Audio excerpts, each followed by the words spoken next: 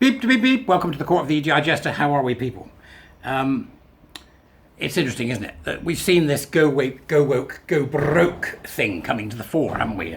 We've seen examples with Bud Light and Dilly Mulvaney, whatever his name is. Happened to him, didn't it? Right, Edinburgh Zoo playing silly buggers. It's all happening. Orangutans are sceptical of changes in their cages. Edinburgh Zoo, they're starting to pile up the examples now, aren't they, of people that make really stupid decisions because they're caught by the LGBTQI cobblers, right? We've got another one. So today we celebrate another win. You may have come across this already, and if you have not, pull back your ear holes. As we now talk about a piece of news from the UK from the 28th of June, Barclays Bank pays out £20,000 for closing Christian account.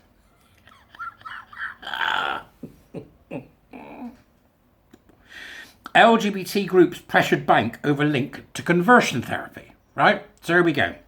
Barclays has agreed to pay more than £20,000 in compensation after it was accused of caving in to LGBT hands, knees and bump-to-daisy activists by closing a Christian minister's account in a row over conversion therapy. In July 2020, the bank suspended its facilities for the Core Issue Trust and the International Federation for Therapeutic and Counselling Choice.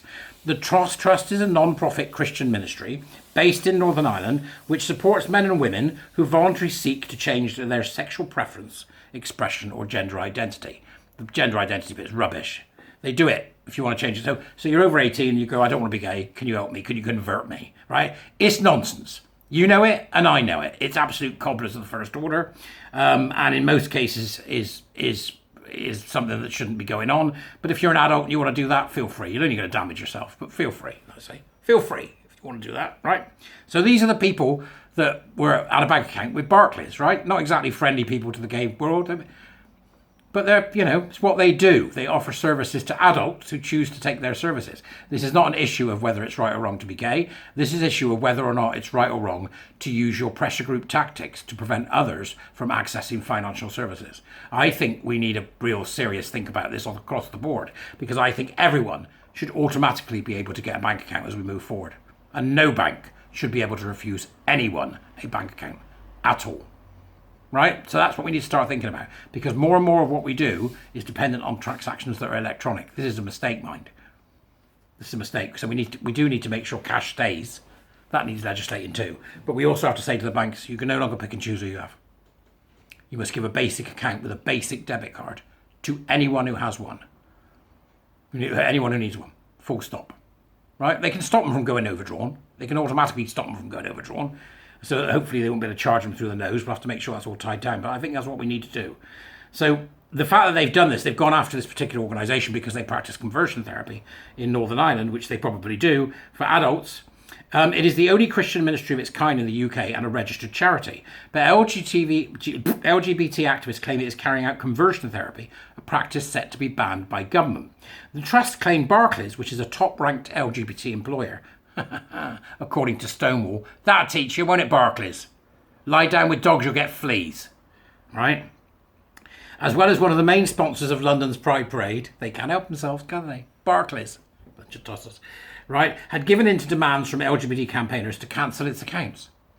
After a Twitter user drew attention to the accounts, the trust said it had received more than 300 nuisance phone calls and other intimidating messages, including a text to its chief executive, Dr. Mike Davidson, that expressed a hope that staff members' relatives would be raped and killed.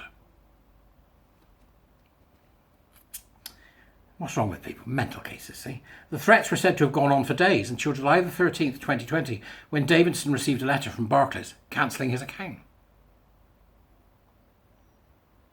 Who do these people? It's got to stop. Where's the government? Barclays, PayPal, Stripe, Wise, it doesn't matter who you are.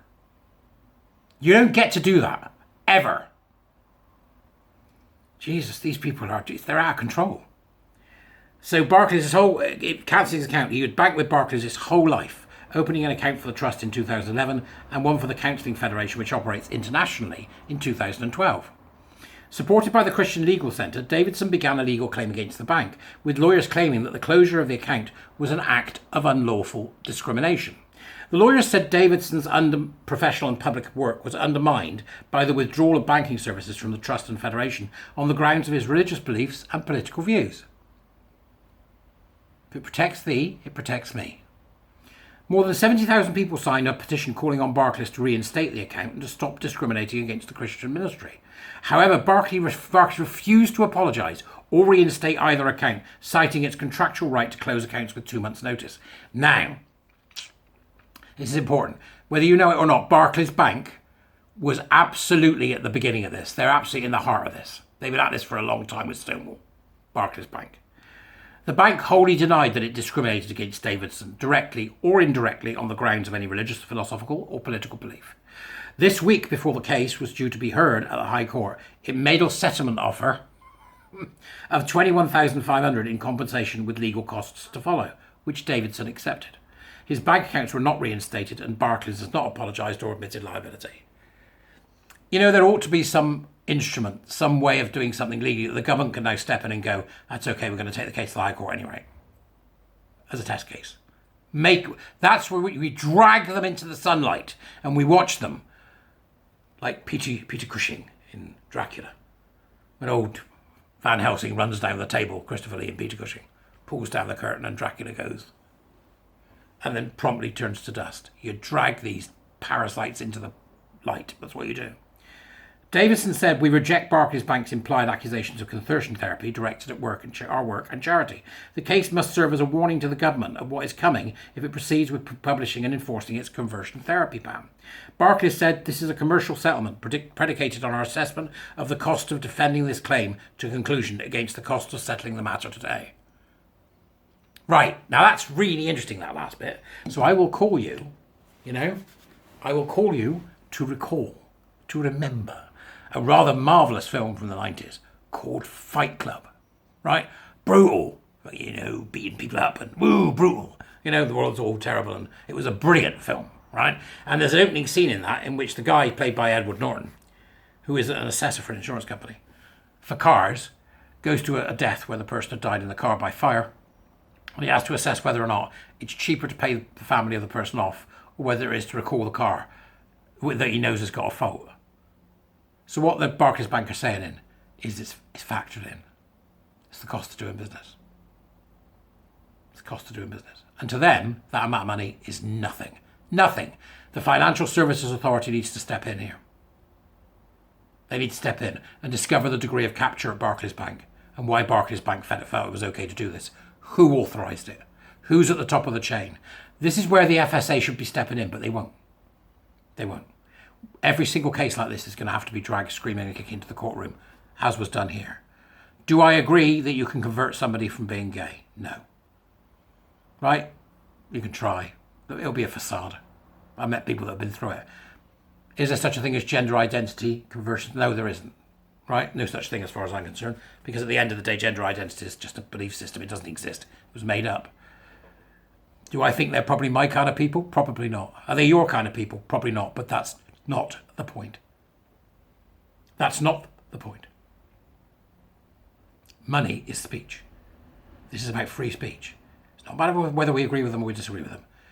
You, if you believe in free speech, which you have to fight critical social justice, if you believe in free speech, you'll fight just as hard for the right of the individual whose speech makes your blood boil to be able to use the law where the law covers free speech, where the law allows people to speak. And you must do so with the clear understanding that it protects both them and us. We can't cherry pick. It's free speech. That's why we support those who speak words that make us spin or go mad or drive ourselves into an early grave. Because if they can speak, so can we. And only in the marketplace of ideas and through speech can we change people's minds and keep the public aware of what's going on. Barclays Bank, you're a damn disgrace. Go woke, go broke. Ta-ra, folks.